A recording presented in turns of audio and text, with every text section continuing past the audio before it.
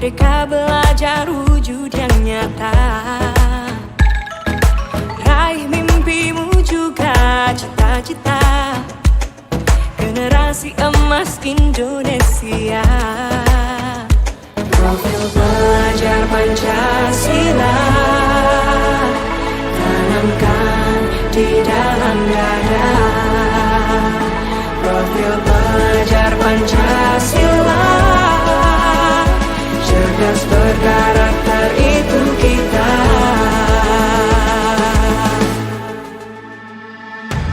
Beriman dan bertakwa pada Tuhan yang Maha. Baik, selamat pagi Bu. Selamat pagi Bu Widya. Sebelumnya Om Swastiastu. Saya perkenalkan, nama saya Putri Widya Dewi Valentinawati. Saya CGP Angkatan 11. Nah, kali ini tujuan saya untuk datang menemui Ibu, tentunya saya akan melakukan diskusi yang berkaitan dengan demonstrasi kontekstual. Nah, di dalam demonstrasi kontekstual ini tentunya topik yang akan saya bahas pengambilan keputusan yang berbasis nilai-nilai kebajikan sebagai seorang pemimpin. Sebelumnya saya mohon waktunya Ibu dulu sebentar ya, karena mengganggu waktu Ibu hari ini. Kemudian berapa lama kira-kira Ibu sudah menjabat sebagai kepala sekolah? Siap. Ya, kebetulan bulan ini adalah tepat 1 tahun Ya. saya menjadi kepala sekolah di sini. Nah, tentunya selama 1 tahun ini banyak hal-hal yang sudah menjadi hal-hal yang ya baru begitu ya Bu ya, di dalam dunia kerja Ibu ya, yang awalnya menjadi guru kemudian sekarang sudah menjadi seorang kepala sekolah. Tentunya ada beberapa kasus dalam setahun ini yang sudah pernah Ibu ya alami begitu, dan Ibu rasa hal itu paling Ibu ingat, kemudian ya membekas lah dalam benak Ibu. Kira-kira kasusnya kalau saya boleh tahu kasus tentang apa itu? Ya. Baik Bu Widya, tentunya selama 1 tahun ini saya menjabat sebagai kepala sekolah, tentu banyak hal yang saya alami baik dengan rekan guru maupun dengan para siswa ya, karena kita berbanyak dengan karakter yang berbeda-beda tentunya ya. Namun ada salah satu kasus yang saya ingat, itu adalah tentang salah satu siswa kelas 6 namanya Mahatama.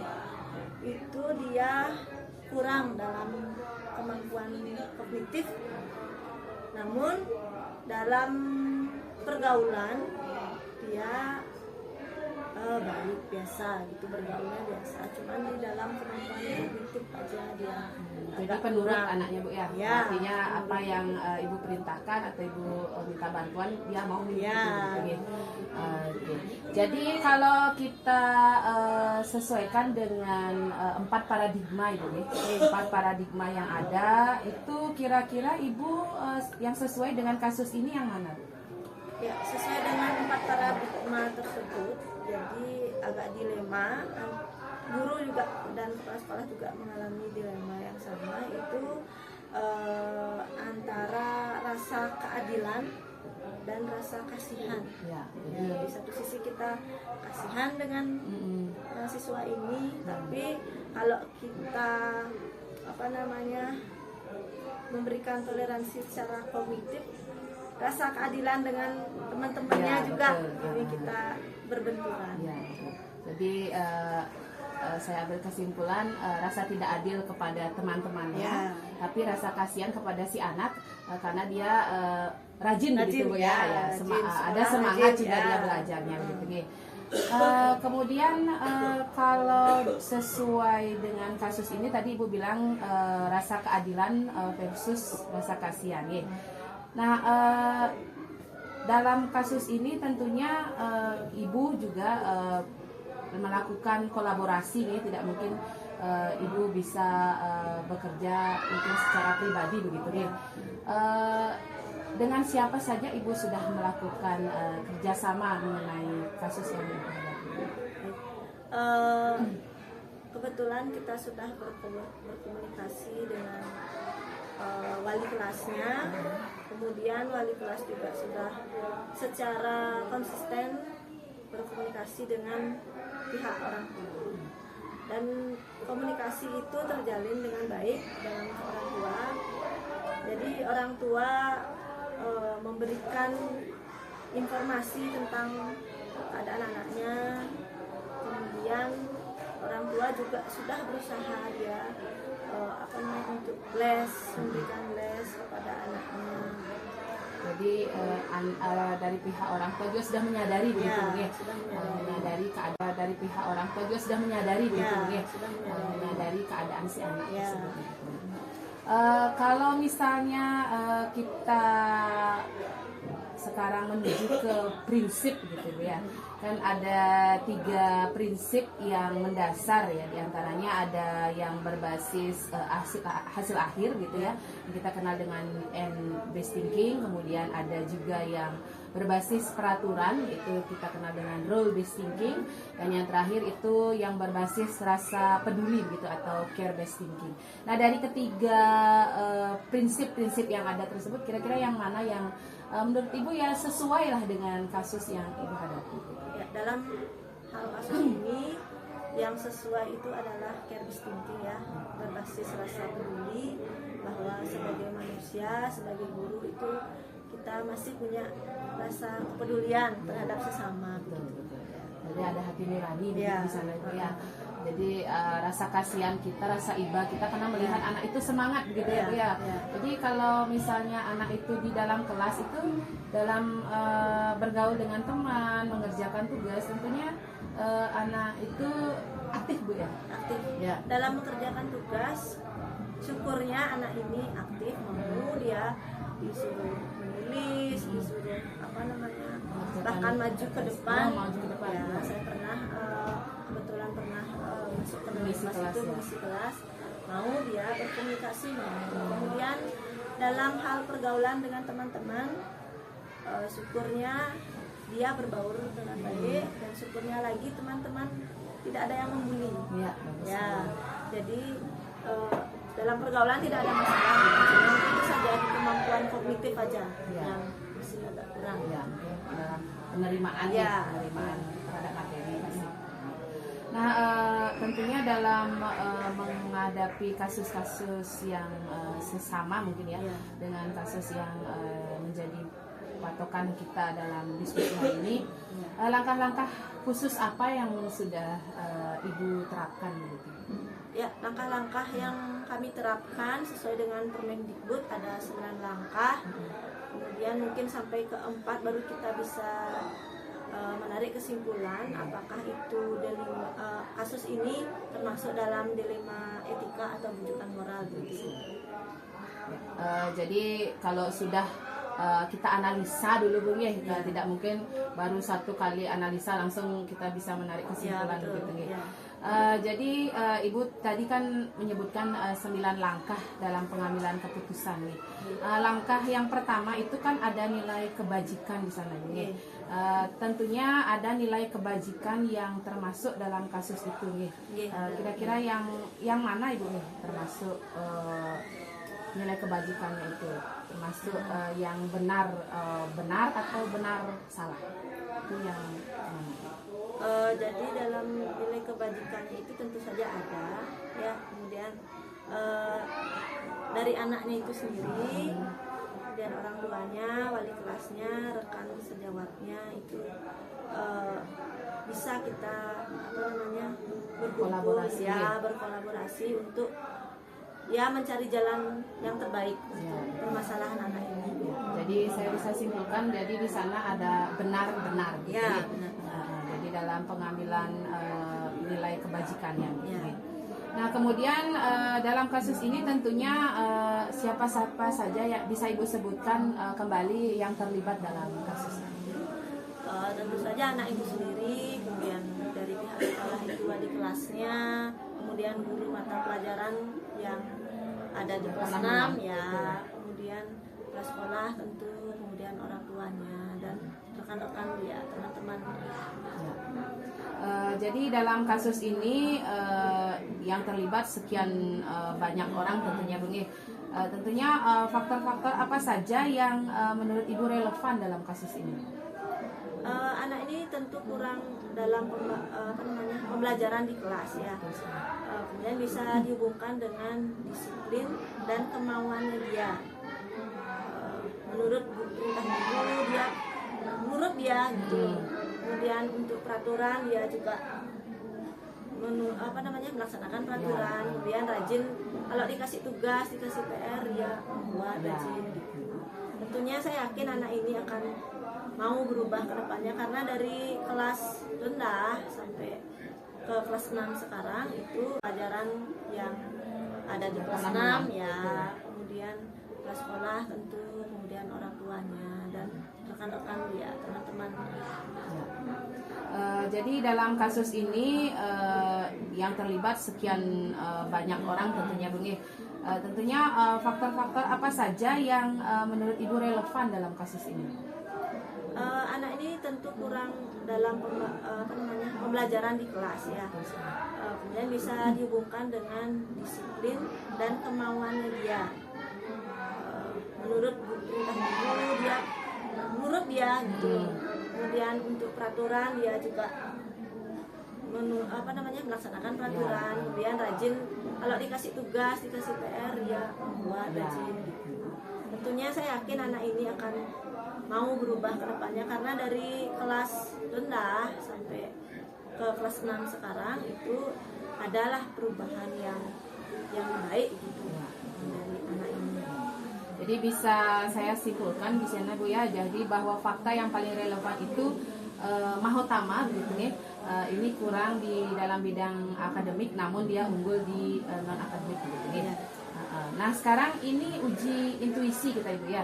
Jadi yang berhubungan dengan uji intuisi ini apa yang kira-kira menjadi dilema gitu ya bagi Ibu. Tentunya anak kelas 6 kan lulus ya.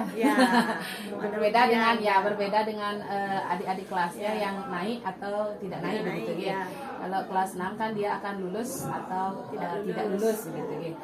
Tapi sesuai dengan kurikulum sekarang tentunya kita akan mengacu kepada kelulusan siswa begitu ya, yang ditentukan oleh sekolahnya masing-masing. Nah, dari hal tersebut Ibu uji intuisinya ya. Jadi apa yang Ibu rasakan dilema di dalam kasus ini? Ya, seperti yang Bu Widya bilang tadi, pasti ada dilema yang kami alami antara kami memberi keputusan lulus atau tidak lulus ya, karena ya benar-benar dilema kalau kita luluskan di satu sisi ya kemampuannya di SMP, di jenjang berikutnya kemampuannya dia belum memenuhi gitu. Tapi jika kami tidak meluluskan itu dilema juga, kasihan karena sudah umur juga mungkin kemudian takutnya menimbulkan trauma pada anak tersebut. Nah itu jadi dari uji intuisinya antara lulus atau tidak gitu. Nah kemudian sekarang ke uji publikasi Bu. Ya, bagaimana tahapan-tahapan yang Ibu lakukan gitu? Publikasi, jika ini kasus ini dipublikasikan artinya tentu saja tentu saja itu akan menimbulkan takutnya trauma kepada anak-anak. Jadi intern dulu kita selesaikan dengan sudah anaknya berkomunikasi dengan orang tua, wali kelas itu sudah berjalan sampai di sana baik, saja dulu ya, dan rekan-rekan sejawat juga yang lain yang tentunya memberikan masukan-masukan masukan positif bagaimana untuk menghadapi kasus ini gitu. Nah kemudian kalau uji panutan gitu ya, bagaimana kalau Ibu tinjau dari uji panutan gitu? Jika melihat dengan uji panutan, saya kebetulan panutan saya itu orang tua ya. Jadi kebetulan orang tua saya itu kan berkecimpung di pendidik juga. Jadi saya berpikir jika orang tua saya mengalami hal seperti ini, pasti beliau akan juga mengambil langkah seperti yang saya lakukan sekarang. Dengan berbagai banyak pertimbangan, kita mengambil keputusan yang terbaik. Jadi dari ketiga hal yang saya tanyakan tadi kepada Ibu, juga sana ada uji intuisi, kemudian ada juga uji publikasi dan uji panutan. Kita bisa menarik kesimpulan bahwa ini termasuk ke dalam dilema etika, bukan rujukan moral. Nah, tentunya dengan kasus-kasus yang yang pernah terjadi, atau kalau misalnya kita kita ulangi lagi, di mana di sana ada pengujian benar lawan benar, ya, sesuai dengan nilai kebajikannya di situ. Kemudian di sini juga kita kalau misalnya berhubungan dengan rasa keadilan dengan rasa kasihannya gitu ya. Kalau kita kasihan kepada si anak, keadilannya kepada teman-temannya gitu ya. Nah, dari sekian hal tersebut, pilihan apa saja yang pernah Ibu buat gitu mengenai kasus ini? Dari kasus ini tentunya ada diberikan pilihan ya, waktu dia di kelas yang lebih rendah itu jika dinaikkan dengan syarat tertentu, dinaikkan ke kelas yang lebih tinggi, kelas 6, tapi kita memberikan waktu selama 3 bulan, kita lihat perkembangannya, apakah ada usaha yang lebih keras lagi dari anak ini untuk menjadi lebih baik lagi, berubah diri. Ternyata kita memberikan waktu 3 bulan, dia dengan orang tuanya itu banyak perubahan, ditambah dengan lesnya kemudian di luar sekolah ini ya ditambah, di kelas 6 ini dia sudah mengalami perubahan lebih signifikan begitu dari kelas-kelas sebelumnya, sehingga kita anggap bahwa di kelas 6 ini dia bersyarat begitu memenuhi syarat lah untuk naik ke kelas 6. Betul. Ya, dan nantinya anak ini kita harapkan bisa lulus dengan nilai yang baik. Nah, dalam trilema begitu ini, setelah berbagai pertimbangan itu tentunya keputusan apa yang akhirnya Ibu ambil? Dari trilema itu dengan menaikkan syarat, naik bersyarat dengan rajin belajar, kemudian semangat sekolah. Dan dalam 3 bulan ada pengawasan intens dari wali kelasnya. Jadi kolaborasi yang baik dengan antara Ibu sebagai pimpinan dengan wali kelasnya, dan juga dengan orang tua tentunya karena betul, karena apalagi anak kelas 6 kan akan segera lulus gitu jadi dia lebih daripada adik-adik kelasnya gitu. Kemudian jadi anak tersebut itu sudah mengalami kemajuan gitu bisa saya bilang bahwa keputusan yang Ibu ambil itu menaikkan dia di kelas 6 ini dengan bersyarat gitu. Nah, keputusan yang diambil ini apa yang menjadi refleksi bagi Ibu? Jadi tentu saja dalam menangani kasus ini kita tidak bisa sendiri menyelesaikannya, harus ada kolaborasi bersama antara sekolah, kemudian wali kelas, orang tua, kemudian tentu saja dengan teman-temannya, karena jika teman-temannya itu sampai merendahkan dia, itu pasti akan menimbulkan hal yang berbeda lagi, bisa dia tidak semangat lagi. Tapi selama ini kan teman-teman sangat mendukung sekali. Mendukung sekali. Jadi dia semangat untuk datang ke sekolah, itu tidak ada beban. Ada nggak tantangan yang Ibu hadapi selama menjalani kasus ini tuh? Tantangannya itu situasi berbeda antara ya di rumah dengan di sekolah. Lingkungannya Ya, ya. betul. Waktu juga Ya, mungkin karena lebih banyak di rumah daripada di sekolah itu dah. gitu ya. Jadi tantangannya paling itu ya, mungkin di rumahnya dia terlihat sangat rajin Ya. gitu, di sekolah orang tua kan tidak melihat Ya. bagaimana keadaan anak gitu. Nah, jadi situasi yang berbeda baik antara di rumah maupun di sekolah ini tentunya menjadi sebuah dilema ya bagi ibu tentunya sebagai seorang pemimpin. Ada nggak jadwal-jadwal khusus yang ibu terapkan untuk menghadapi kasus ini? Kalau jadwal khusus kami tidak ada menjadwalkan khusus. Jadi langsung gitu ya, secara melihat spontan kondisinya gitu ya. melihat kondisi yang ada gitu ya. Jadi berkolaborasi ada dengan pemanggilan bersama orang Ya. tua, kemudian wali kelas, Iya. duduk bersama begitu Ya. ya. Sehingga kasus ini dapat terselesaikan dengan dengan baik begitu. Ya. Nah, ada nggak faktor-faktor yang mempermudah ibu selama menghadapi kasus ini? Tentunya terjalinnya kolaborasi Ya, ya betul. dengan teman-teman di sini. Wali kelas tentunya tidak bisa sendiri Ya, menghadapinya betul. itu. Jadi Orang tua juga ini orang sangat tua, ini kita sekali ya. mengadakan komunikasi. Ya, sangat bagus begitu Ya, ya. kebetulan sangat orang tuanya kan menyadari dia gitu. setiap hari diantar jemput. Oh, ya. Jadi kita tetap tetap ada komunikasi. intens. Kegiatan apa juga di sekolah orang tuanya kebetulan mendukung sekali anaknya biar dia aktif di sekolah begitu. Ya. Nah, faktor-faktor yang mempermudah ibu tentunya banyak nih, banyak hal. Nah, yang terakhir yang ingin saya tanyakan, pembelajaran apa yang bisa ibu petik dari kasus ini? Ya, tentu saja dalam menghadapi kasus ini kita mengalami dilema ya. Ya. Dalam menghadapi dilema itu tentu kita berkaitan dengan emosi. Betul. Ya, jadi dalam menghadapi kasus ini hal yang bisa saya petik pelajarannya itu adalah bagaimana kita mengendalikan emosi kita dalam menghadapi kasus ini dan juga berkolaborasi. Kita bagaimana caranya membangun kolaborasi dengan rekan guru, teman sejawat, kemudian anak-anak juga kita libatkan wali Ya. siswanya begitu Ya, ya. secara intens gitu. Iya. Baik ibu, terima kasih sekali ini bu dari kasus yang sudah ibu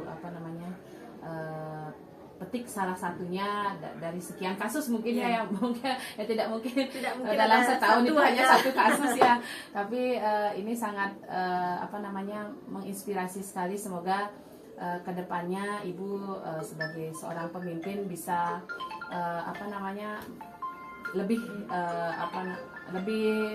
jauh lebih baik lah begitu karena melihat salah satu contoh kasus ini yang sudah bisa ibu pecahkan sendiri begitu ya. Ya, terima kasih ibu atas waktunya. Saya tutup dengan para Om Santi.